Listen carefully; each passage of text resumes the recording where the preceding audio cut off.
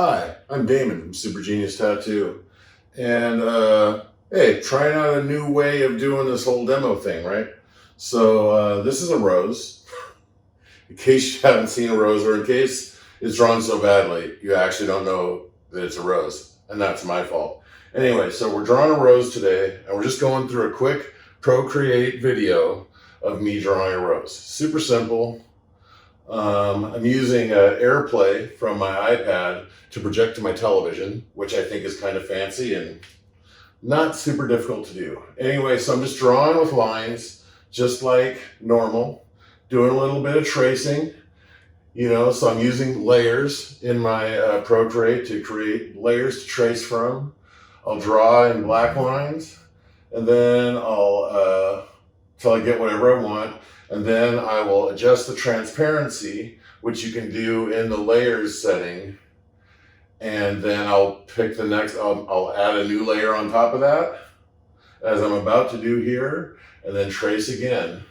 And you do that the same way most of us tattooers would do with tracing paper. You just do layers, except that you don't create stacks and stacks of tracing paper when it's all done. And so I'll throw in some shading, with like a pencil sketch tool to get an idea of the shape. That lets me know if my petals are looking right. Just kind of going in a concentric, like radial pattern out from a centerpiece is kind of how I do it. And then I start popping in leaves and doing the same thing. Starting with like a pencil sketch, like a light line work, and then coming back over with a solid line, whatever kind you like. I use sometimes airbrush lines. I have some stuff that I got from Tattoo Smart that I've created some they're actually like Cheyenne cartridge lines. So I use those a lot of times for creating line work. And then we just go in here with some shading, create just a little bit of quick background thing, and we're color dropping, just like I was talking about in one of the other videos. And you color drop, and then you go ahead and what's the tool? I'm trying to think of it. Alpha lock the layer so that you can airbrush inside of that layer on these petals. Scooting along, add some shadows and highlights. What I'm about to start doing pretty soon, once I get all of these things colored in, I'll come in and I'll do the leaves the same way that these petals did.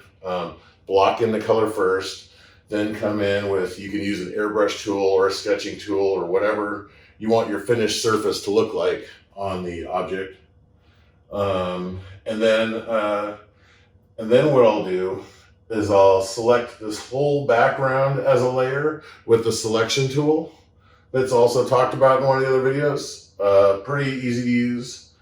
And I'll select that background area, and then I'll reverse that selection and create a mask that will allow me to create shadow shapes of this whole shape, and adjust those around, play with the color, and create my final rose.